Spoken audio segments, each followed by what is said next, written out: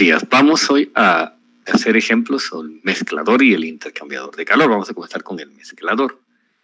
Tenemos ahí este ejemplo.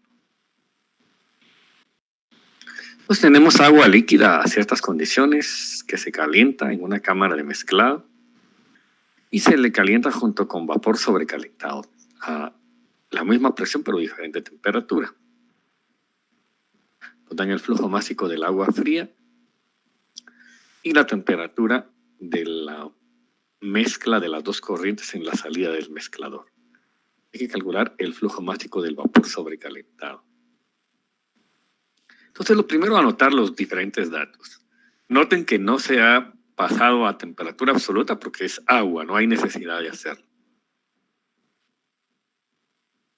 Vamos a la tabla 5, a la presión. Leemos la temperatura de saturación del agua.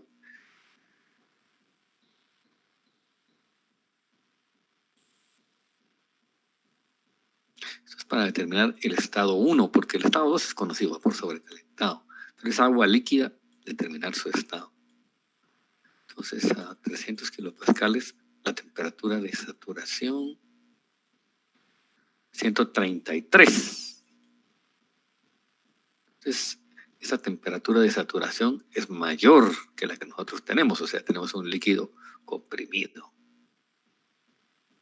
Entonces, tenemos 20.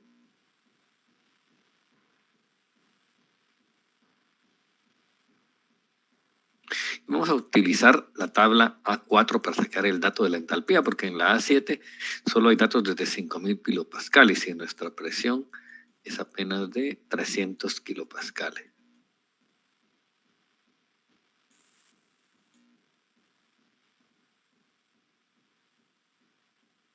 Sacamos la entalpía del líquido de la A4.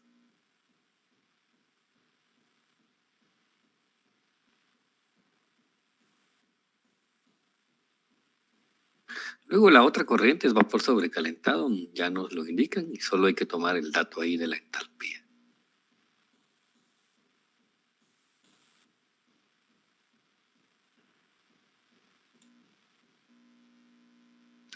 Bueno, cuando los mezcladores, cuando no me dan la temperatura en la salida, es la misma que la temperatura en las entradas. Esa es una de las características del mezclador. Las dos entradas tienen que estar a la misma presión. La salida, pues tiene que tener también la misma presión. A lo sumo podrían darme que, por poner un ejemplo, en vez de 300 me hubieran dado el dato de 298 porque hubiera una pequeña caída de presión como resultado de la fricción en los tubos, pero pues ese dato me lo tendrían que dar. Si no, siempre tenemos la misma presión en la salida.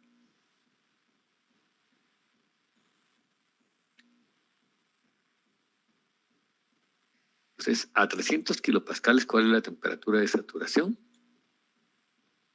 Y la temperatura 3 es menor que esa, porque la temperatura 3 creo que era 60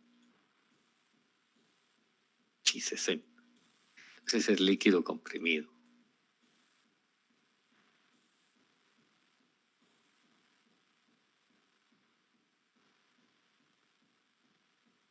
Líquido subenfriado, que es sinónimo de líquido comprimido.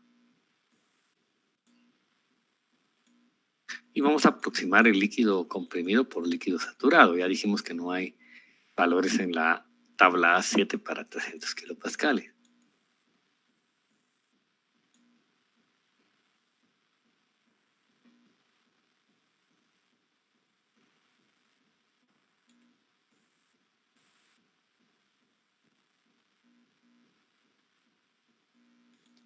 Y ya teniendo la entalpía del líquido saturado, pues del líquido comprimido que se aproximó por líquido saturado, pues ya se tienen las tres entalpías, ya es momento de aplicar el balance de energía.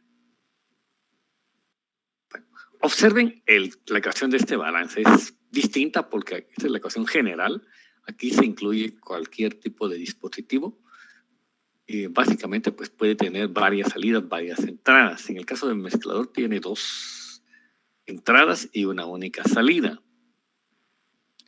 Los mezcladores no tienen trabajo. Pues, no sé si en el enunciado dice que es adiabático, pero si no lo dice y no nos están pidiendo la pérdida de calor, pues vamos a suponer que lo es, que es adiabático. Vamos a ver si el enunciado dice algo.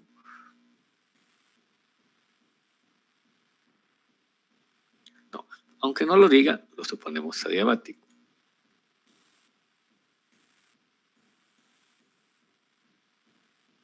Cambios de energía cinética y potencial se desprecian y solo nos van a quedar las entalpías, básicamente.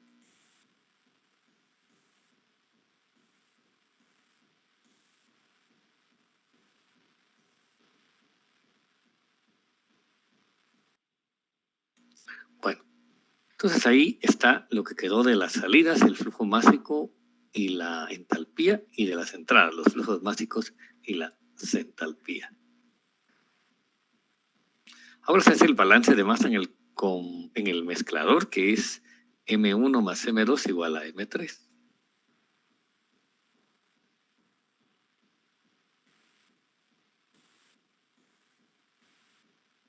Porque lo que entra es igual a lo que sale.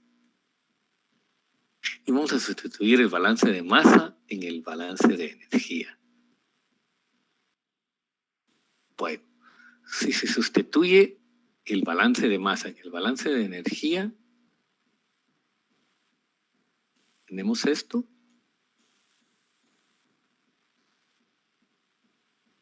Y empezamos a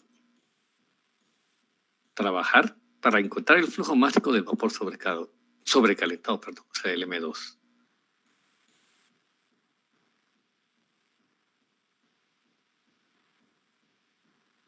Entonces, sustituyendo valores, se obtiene el flujo másico del vapor sobrecalentado, que era lo que me pedía. Bueno, vamos a hacer ahora un problema sobre intercambiadores de calor.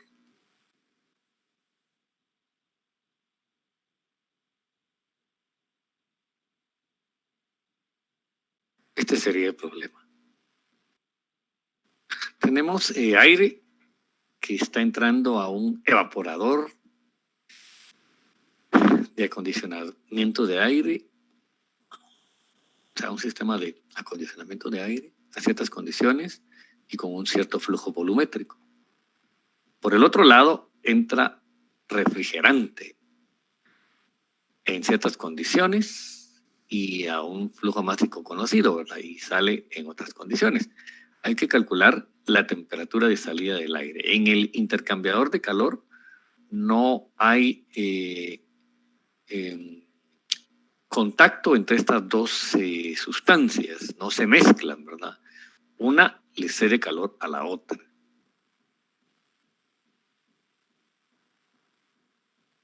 Entonces vamos a comenzar el análisis.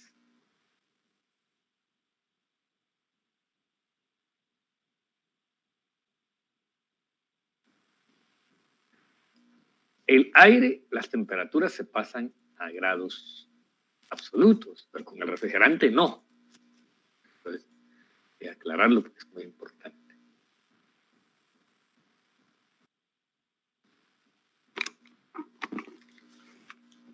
Y tomamos de las tablas los datos del refrigerante.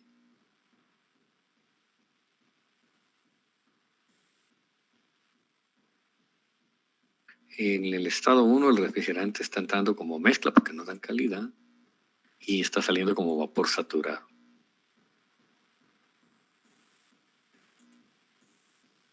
Ahí están los datos que me dan, ¿verdad? Flujo másico y, bueno, la misma presión en el estado. Hemos numerado 1 y vamos a ver. 1 y 3 las entradas. 1 para el aire, 3 para el refrigerante. Y las salidas son 2 y 4. 2 para el aire y 4 para el refrigerante.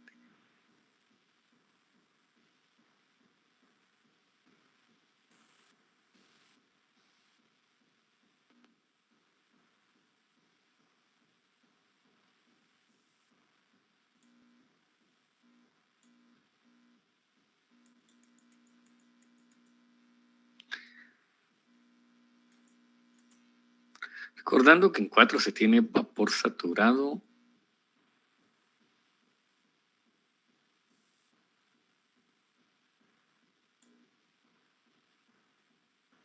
Vamos ahora a las tablas. Con el aire a 550 ranking encontramos la entalpía por interpolación,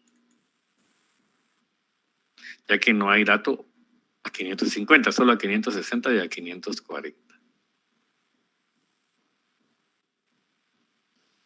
Luego, pues obtenemos de la tabla la A1E, la constante del aire. Como me dieron el flujo volumétrico del aire, por eso me va a servir ese dato. De la tabla del refrigerante, pues vamos a leer qué clases de refrigerante teníamos. Creo que era mezcla en la entrada. Sí, tenía calidad. Entonces era una mezcla. Entonces vamos a esa tabla 20 PSIA a ver los datos del refrigerante. HF y HFG para poder calcular su entalpía. Calculamos la entalpía 3. Ya llevamos la entalpía 1, que era la del aire, la entalpía 3, que es la del refrigerante, ambos en la entrada.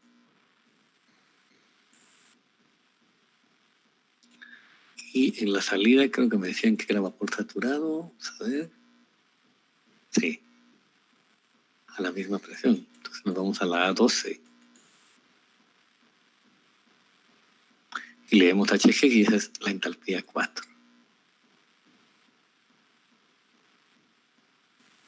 Entonces tenemos todas las entalpías menos la de la salida del aire.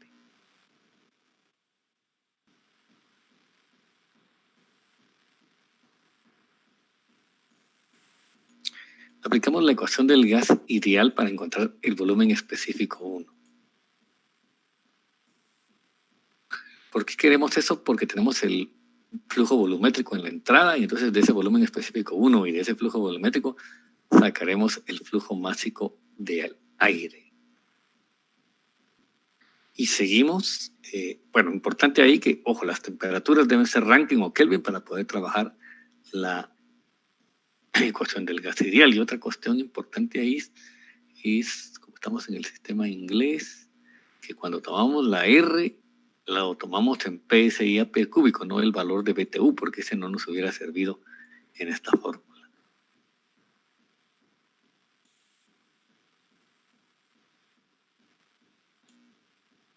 Sacamos ahora el flujo másico, como les había comentado, de la división del flujo volumétrico dentro del volumen específico.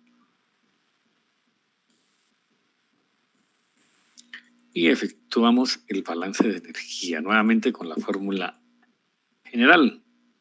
En este caso hay 2 salidas y 2 entradas.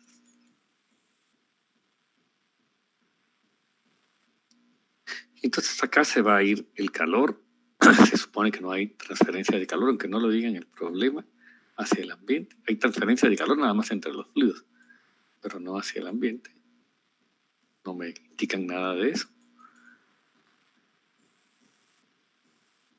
Se va el trabajo porque los intercambiadores nunca tienen trabajo y siempre vamos a despreciar las velocidades y las alturas con el caso de los intercambiadores.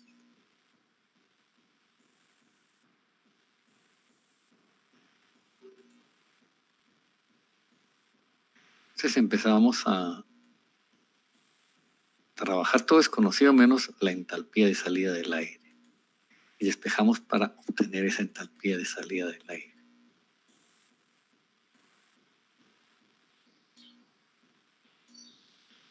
Entonces, con este dato, interpolando en la A17, encontramos la temperatura de salida del aire.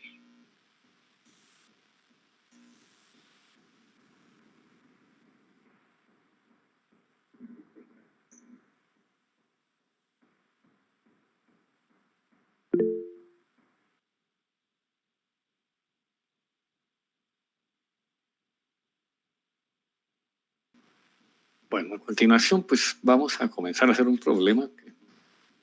Ya terminamos de hacer todos los problemas de los diferentes sistemas abiertos, ¿verdad? Hicimos de compresor, de turbina, de intercambiador de calor, de mezclador, de válvula de estrangulamiento, de tobera, de difusor. De esos 7 vienen 2 en el examen. aparte de un problema de sistema cerrado. Bueno, entonces vamos a hacer algún otro problema de repetido ya de alguno de estos dispositivos.